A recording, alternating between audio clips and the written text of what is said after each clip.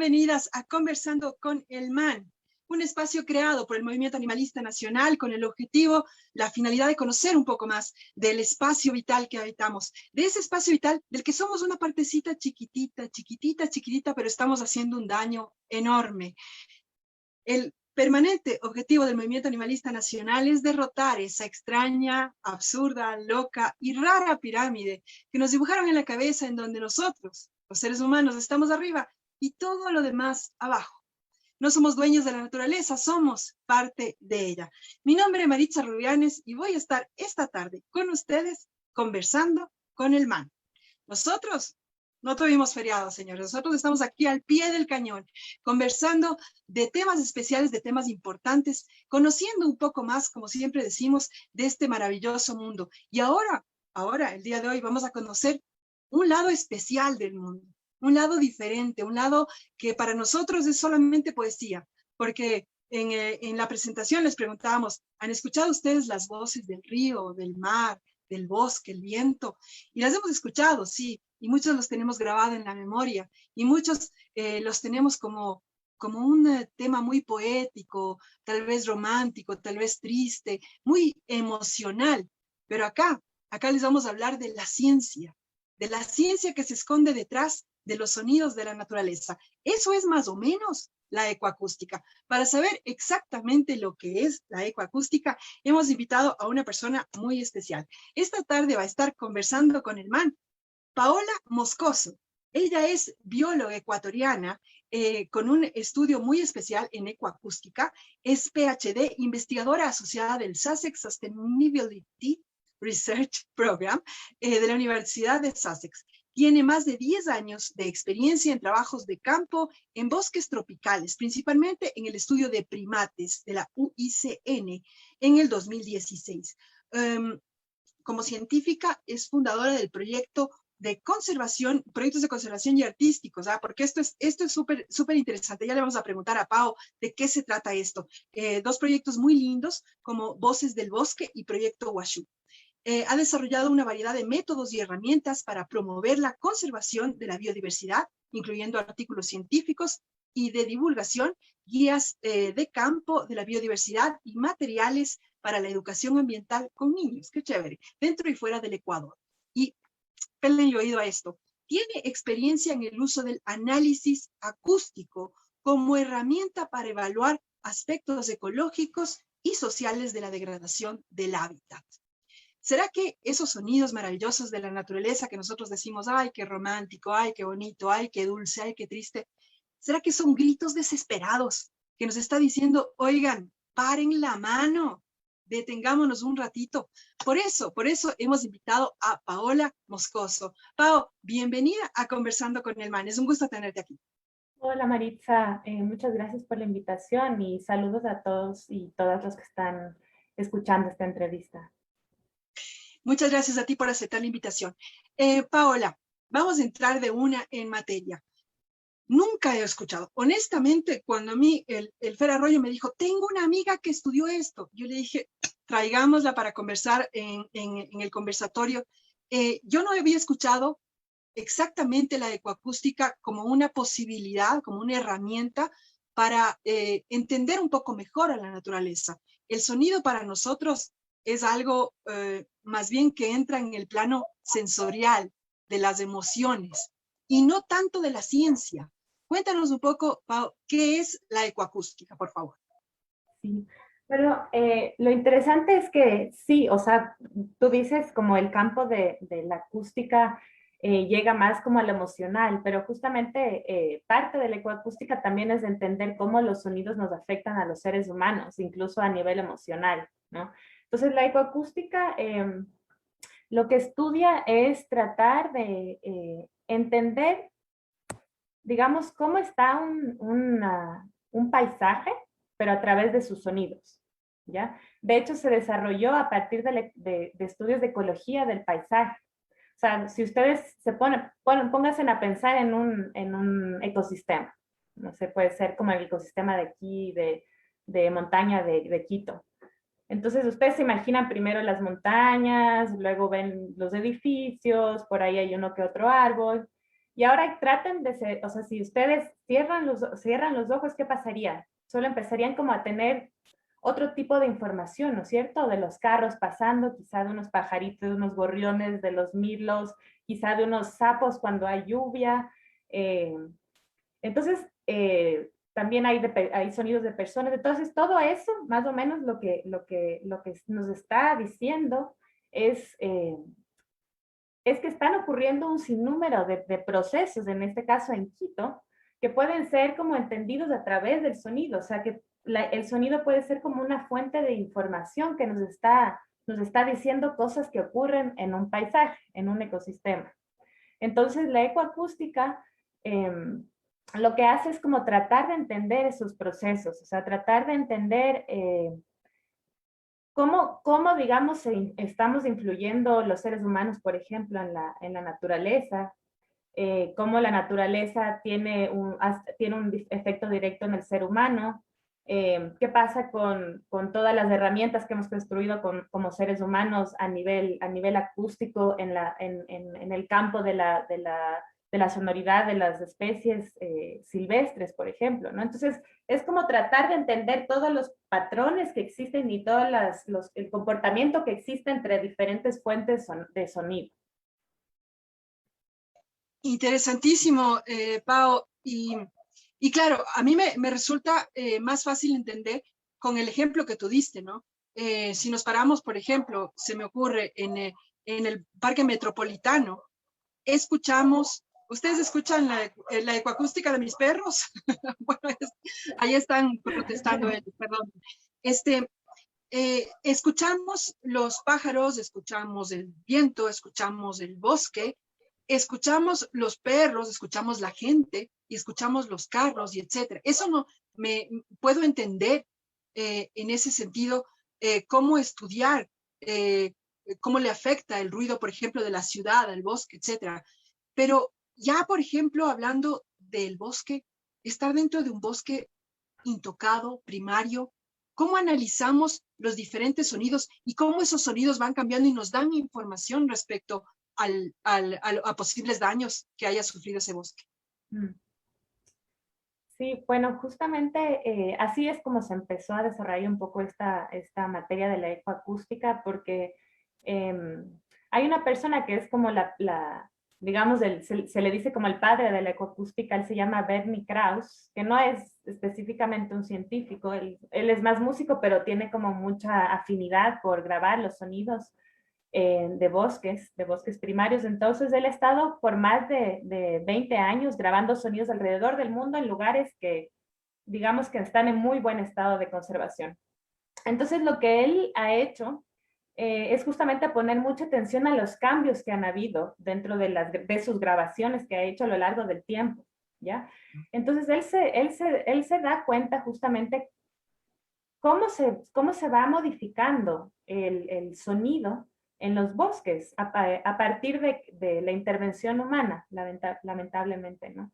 Entonces él se da cuenta y expone una teoría que se llama la teoría de la hipótesis del nicho acústico, que lo que dice es que en ambientes o en ecosistemas, digamos, saludables, digamos, existe una distribución en el canto de las especies y de todo lo que suena muy organizada. Entonces él habla incluso de que imaginemos, o sea, o traigamos ahorita a la memoria un concierto de una banda sinfónica, ¿no? En el que todos los instrumentos están sonando al mismo tiempo, pero sin embargo podemos escuchar los diferentes instrumentos, ¿no? El bajo, está sonando la flauta, está sonando las voces, todos componen una canción, ¿no?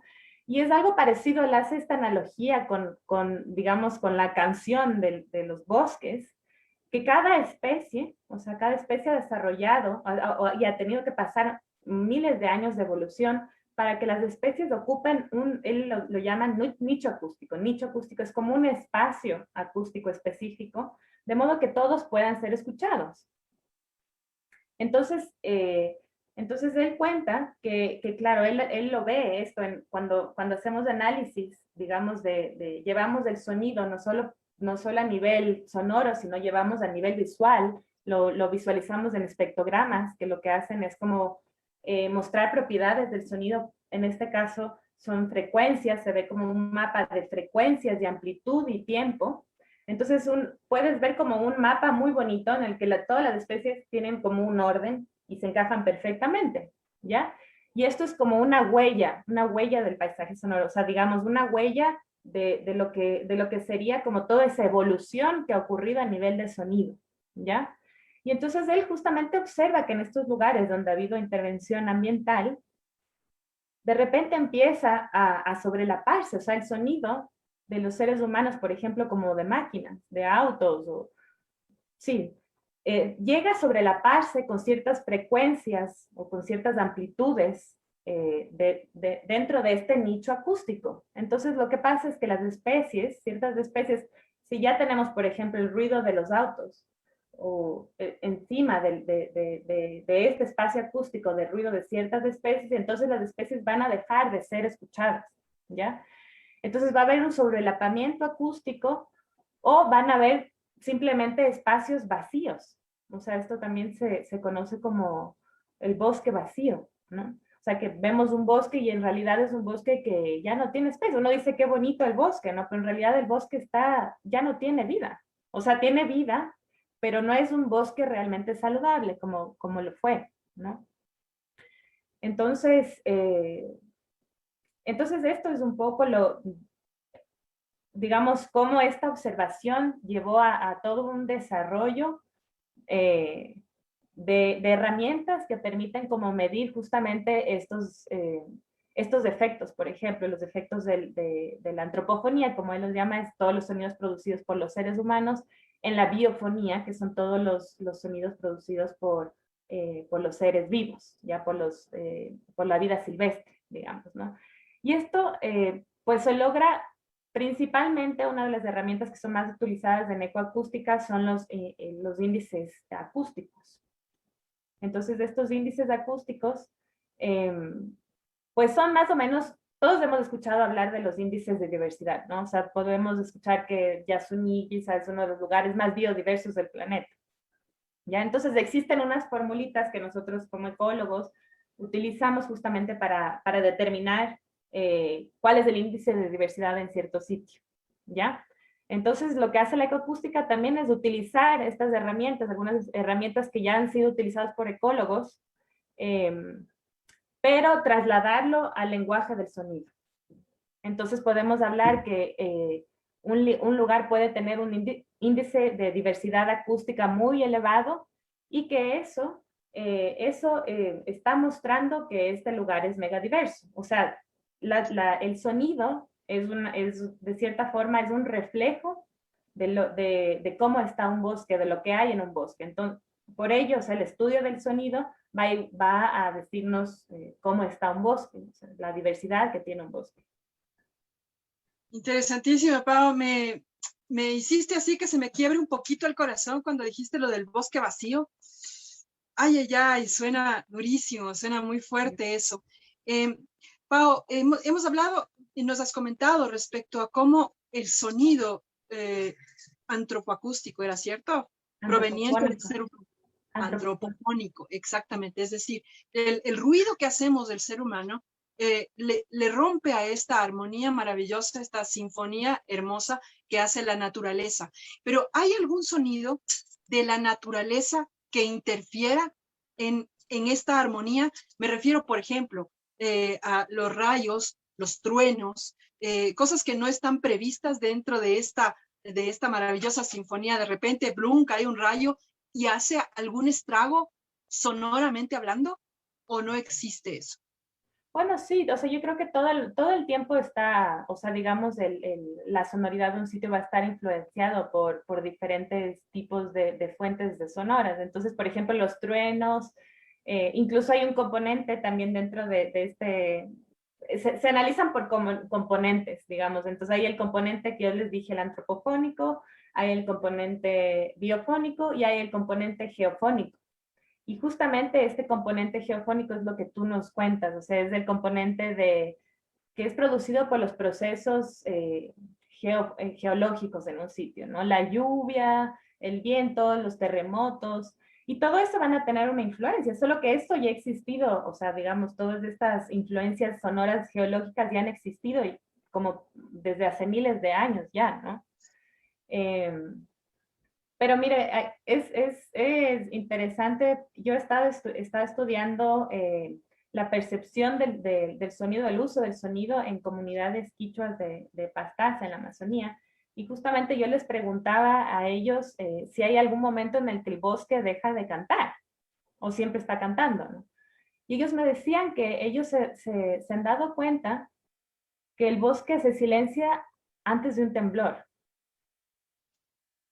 Entonces, como que, y ellos me decían que era muy raro, que es rarísimo para ellos de repente como escuchar que todo el bosque se silencia y se queda callado, y que se silencia por minutos, ¿no?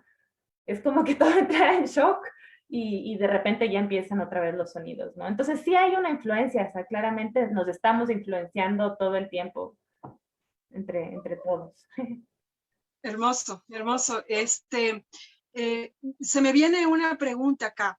Un bosque que ha sido sumamente afectado por sonidos antropofónicos, es decir, generados por el ser humano, ¿se puede recuperar si si el ser humano...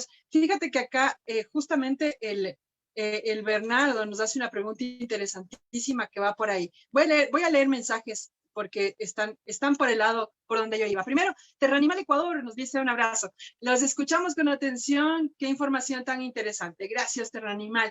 Bernardo Gortaire nos pregunta, durante el confinamiento por la pandemia, se dio un silencio maravilloso por la ausencia de vehículos y todos los ruidos de las ciudades.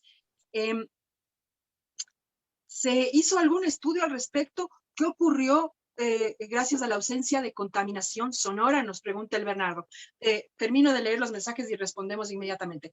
B. Martínez Zúñiga, gracias, man, por todos los martes de sabiduría. Qué belleza, muchas gracias, querido amiga B. Martínez. Muchísimas gracias por estar ahí pendiente. Carlos Campaña Gallardo, qué interesante programa. Gracias, man, por esos martes. Muchas gracias a ustedes por estar siempre pendientes. Contestemos lo que pregunta el Bernardo. ¿Qué pasó durante la pandemia? ¿Se hizo algún estudio de este silencio porque nos escondimos, nos confinamos? ¿Qué pasó gracias a la ausencia del ser humano con la contaminación auditiva?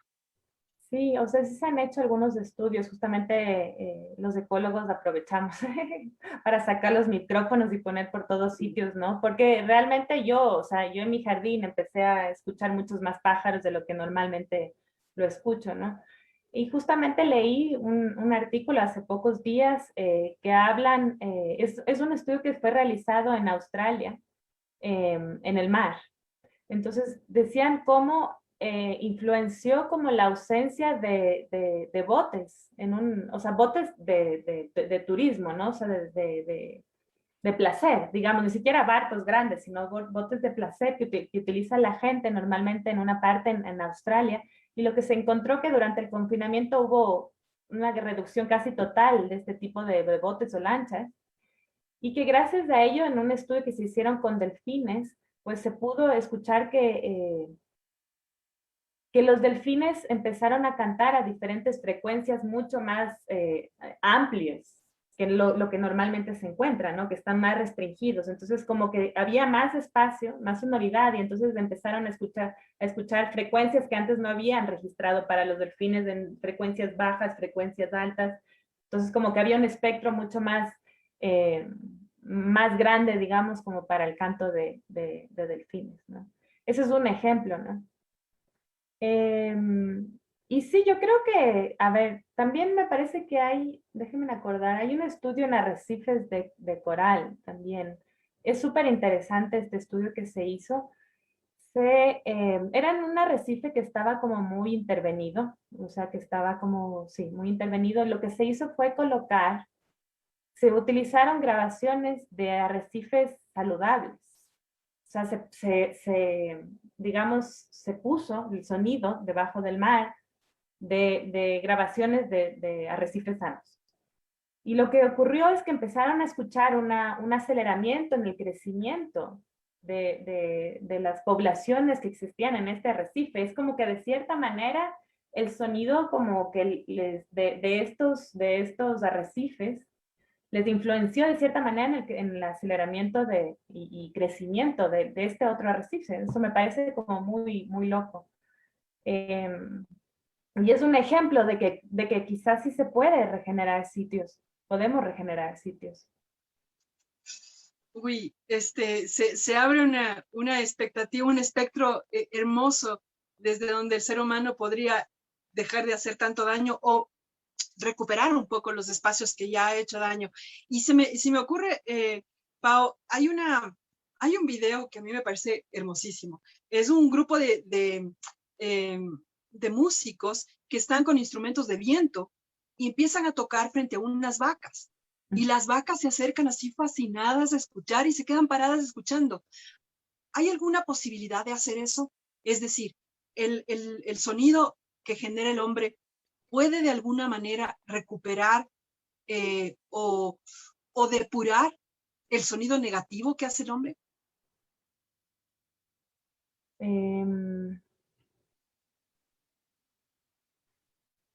O sea, yo creo que, a ver, depende, ¿no?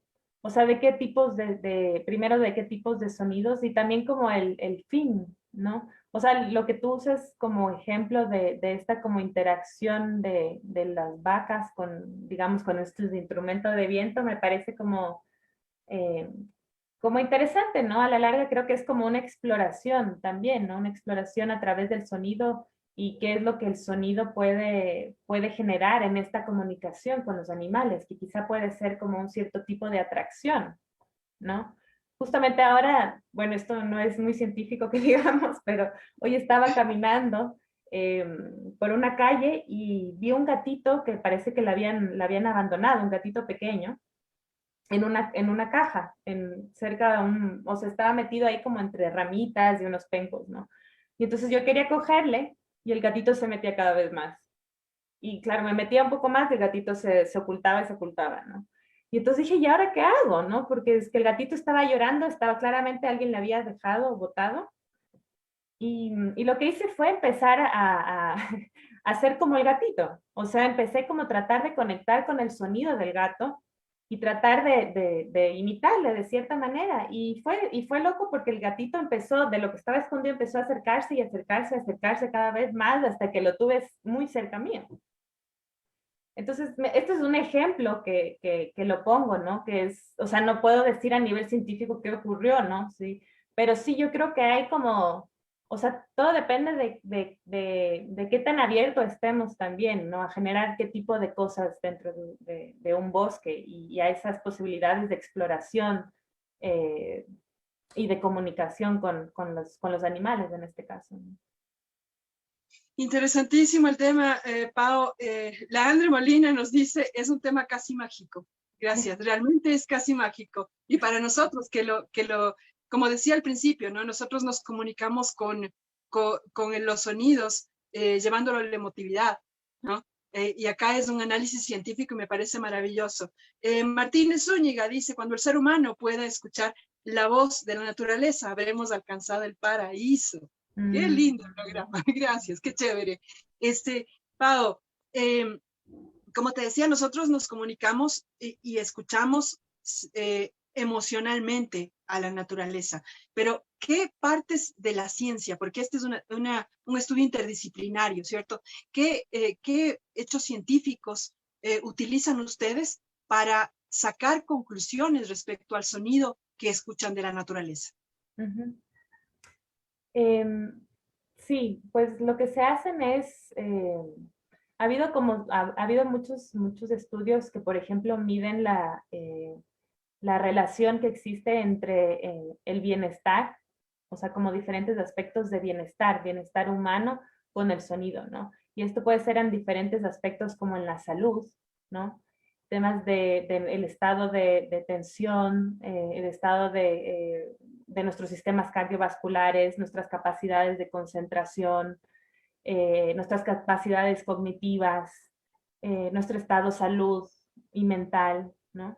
Todo esto se ha hecho investigación acerca de cómo estamos siendo influenciados por el sonido, ¿no? Lo que yo también hice como parte de mi tesis de investigación hace unos años es preguntar a las personas, ¿no? ¿Qué tipo de sonidos te traen felicidad? ¿Qué tipo de sonidos te irritan? ¿Qué tipo de sonidos te entristecen? ¿No? Y estas preguntas las hice en diferentes grupos humanos, viviendo en diferentes tipos de hábitats. Entonces hice a comunidades guaraníes, hice a grupos viviendo dentro de bosques en el Chocó, hice a gente de Puerto Quito, hice gente de Estados Unidos viviendo en ciudades, en Londres. Entonces lo interesante fue que justamente como que sí hay patrones de respuesta similares a lo largo de todos los grupos humanos.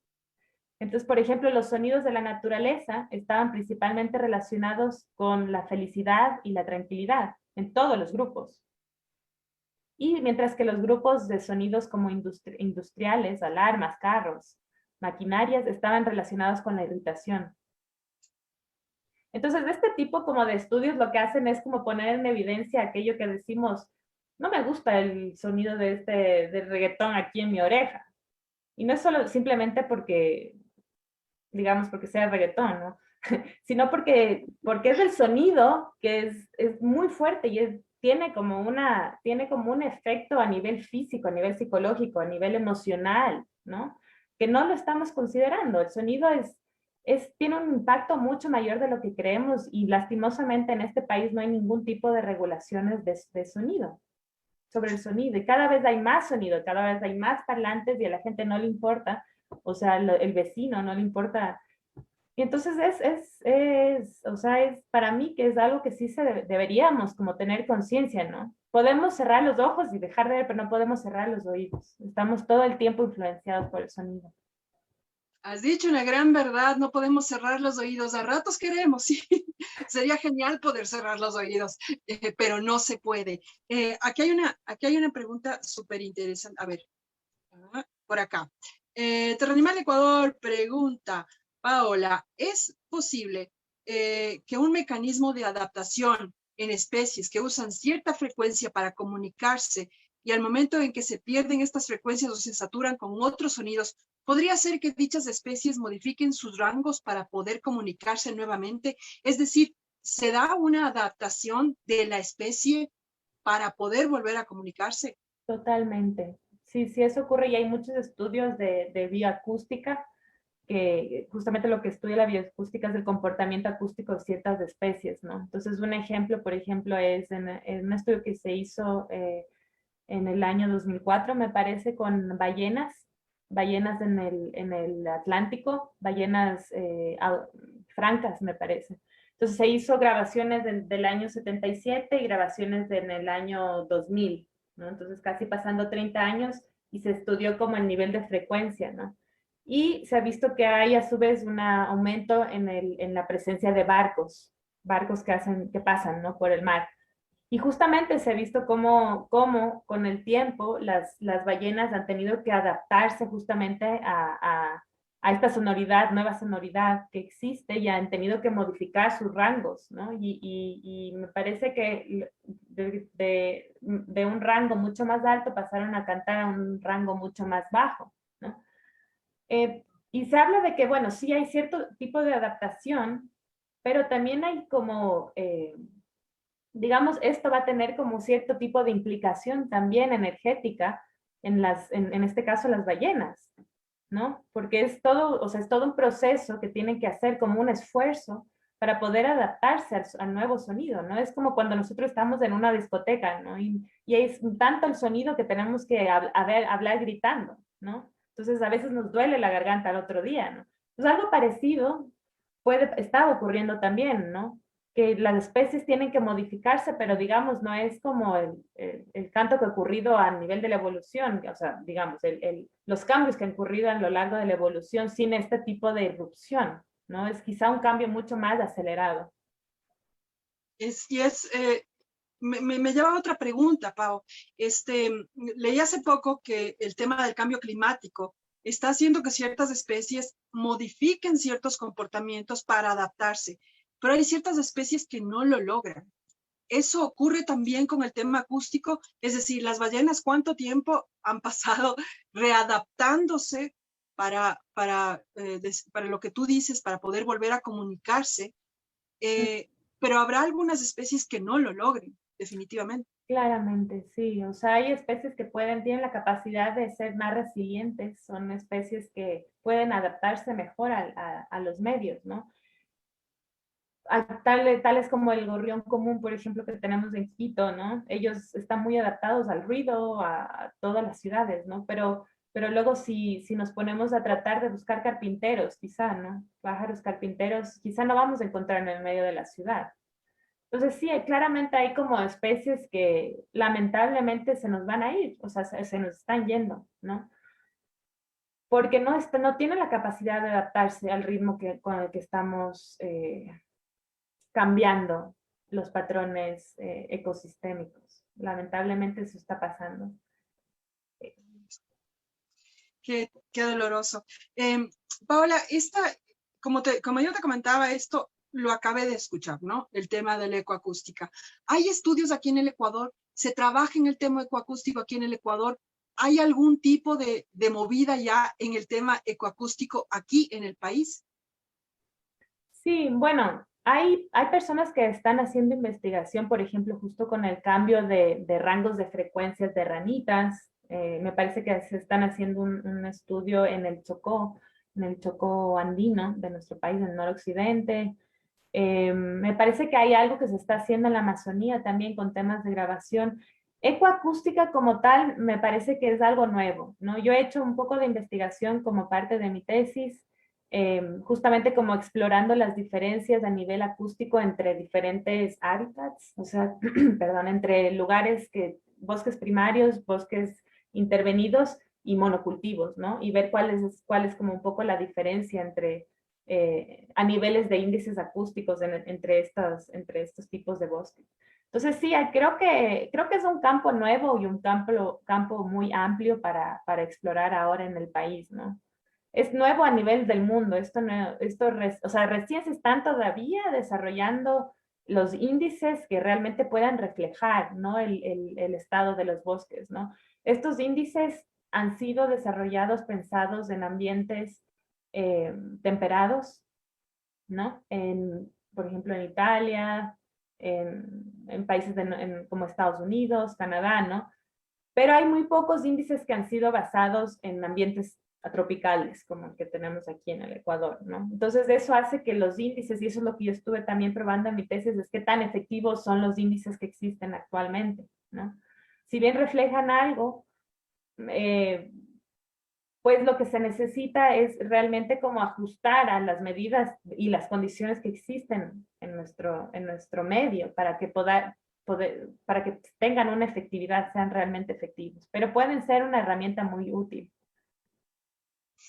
Pau, cuéntanos un cachito, un poquitito y de forma sencilla, ¿qué encontraste tú cuando hiciste este estudio, esta diferencia de la sonoridad de un bosque y la sonoridad de un, por ejemplo, monocultivo? ¿Qué diferencias encontraste? Sí, bueno, primero los índices de diversidad acústica en los bosques, digamos, saludables eran mucho más altos. Eh, Sin embargo, pese a que en los monocultivos había un alto nivel de abundancia, o sea, si tú vas a un monocultivo, por ejemplo, en Puerto Quito, escuchas muchos pájaros, ¿no? Algo muy interesante que también salió como justamente de esta investigación es que no solo los índices per se reflejan, o la abundancia refleja como la calidad ambiental. Lo que nosotros hicimos fue crear también o basarnos en la presencia de especies indicadoras. Especies indicadoras son especies que te están diciendo algo acerca del estado de salud de un ecosistema. O sea, pueden ser especies de indicadoras, especies que cuando hay más presencia humana se retiran de ese sitio.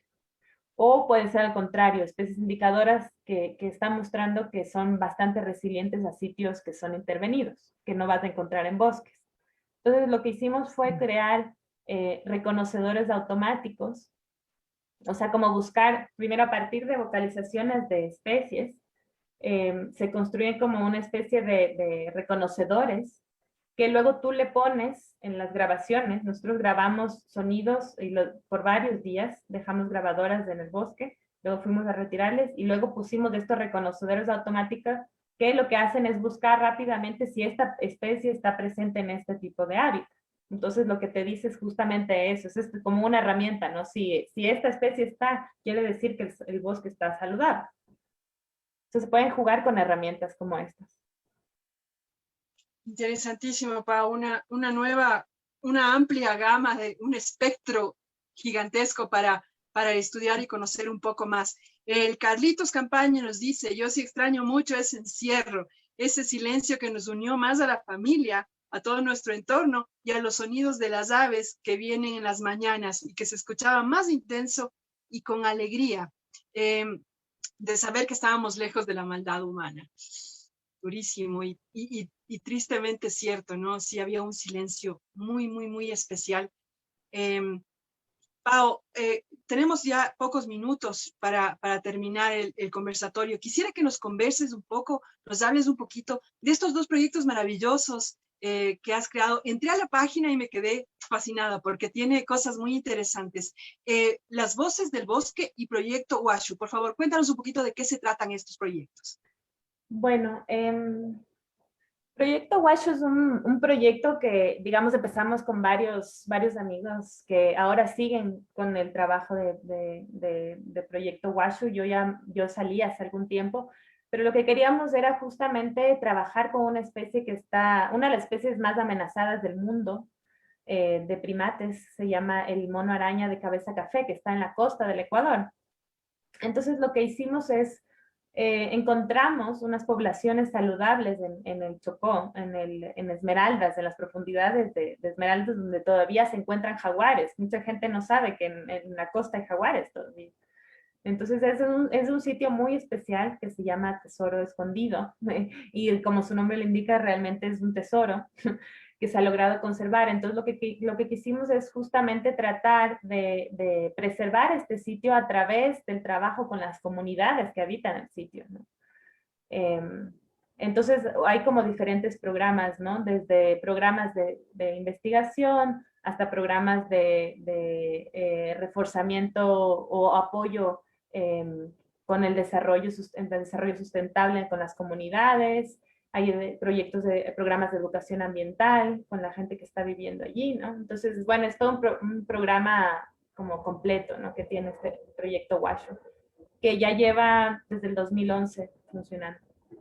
Y Voces del Bosque más bien es un proyecto que se fundó hace 3 años, que lo que busca es crear espacios para que las personas puedan entrar en contacto con los sonidos de los bosques y buscar a través de esto como buscar inspiración, ¿no? Cómo los sonidos pueden ayudar a crear cosas, crearnos cosas, cómo los sonidos pueden también revelarnos cosas a nosotros, cómo puede ser un vehículo para que nosotros podamos entrar en un estado de introspección, ¿no? De que podamos parar y salir del caos,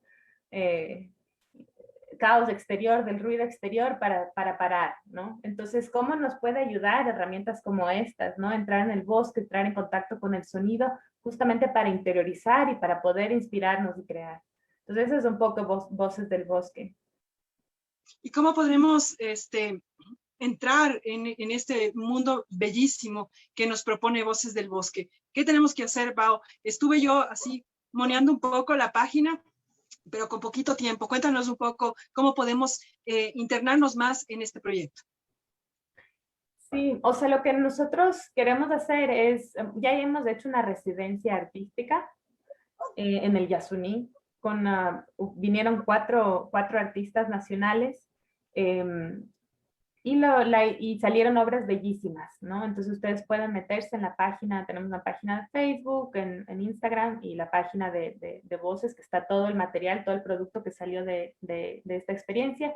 La idea es que queremos seguir haciendo residencias todos los años en diferentes partes del Ecuador.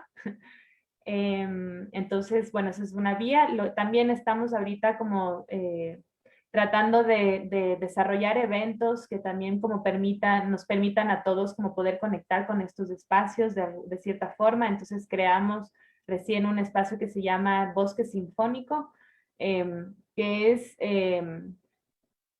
estamos invitando a grupos, a grupos artistas, músicos, ¿no? A que crean o a que hagan o hagan sus creaciones o composiciones musicales a través del sonido. Entonces tuvimos una experiencia muy bonita en el Chocó andino con el grupo Ensamble del Viento. Y fue muy bonito, ¿no? Eso fue como, hicimos como el primer concierto de música interespecies, ¿no? Porque la idea es como, no era como que ellos vayan con una partitura y toquen lo que ellos ya se aprendieron, ¿no? Sino la idea era como cómo ellos pueden jugar, ¿no? Con sus instrumentos e interactuar con lo que hay, con los sonidos del bosque, ¿no? Entonces salió algo muy bonito de esto y de hecho se presentó la anterior semana en el Teatro Capitol, también aquí en Quito.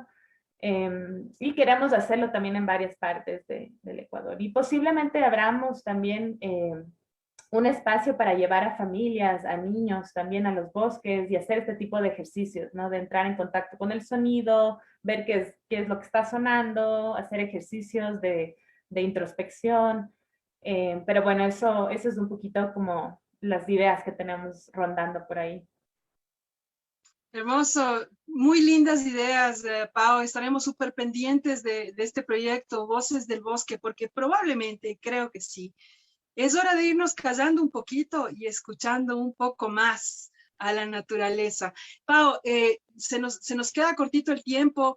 Por favor, dinos, ¿qué podemos hacer nosotros como personas, como seres humanos que andamos transitando por ahí y que a veces nos olvidamos de uno de nuestros sentidos? Somos muy visuales, somos muy táctiles, pero como que el oído le hemos dejado para escuchar música nomás, para oír las series de Netflix nomás. Hemos olvidado a este maravilloso sentido. ¿Qué tenemos que hacer nosotros como seres humanos para gozar un poco más de los sonidos de la naturaleza y no molestar tanto a esta maravillosa sinfonía? Sí, yo creo que es bastante simple, o sea, lo que tenemos que es que, o sea, yo siento como que a mí me ha ayudado mucho es como crear espacios en los que estemos solos o estemos con gente que también esté como buscando lo mismo y buscar espacios de parar, ¿no? Yo creo que el rato que paramos, o sea, no solo físicamente con el cuerpo, sino también la mente, ¿no?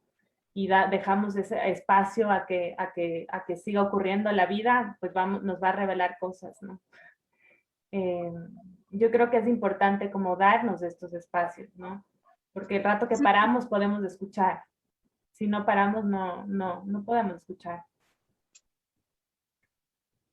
Y bueno, y también como, o sea, esto es un llamado a nivel personal, ¿no? Yo creo que a nivel, eh, a otros niveles, pues también se deberían como abrir diálogos, ¿no? Llevar como información que puede ser como muy valiosa para regulaciones, por ejemplo, regulaciones del uso del sonido en ciertos espacios, de estudios de efectos justamente producidos por ciertas maquinarias, por ejemplo, cómo los pozos petroleros de la maquinaria de petróleo están afectando a todas las comunidades silvestres y a las comunidades humanas que existen ahí. Es muy fuerte. Entonces yo creo que es un campo que necesita y requiere abrir muchos espacios de diálogo también, ¿no? No solo personal, sino de diálogo. Y muy fuertes, Pau, porque la contaminación visual la estamos viendo todo el tiempo, estamos escuchando cosas, pero la contaminación per se auditiva y el daño que estamos haciendo con nuestro sonido, con nuestro ruido, ese no es tan perceptible, entonces no es algo a lo que le pongamos mucho asunto.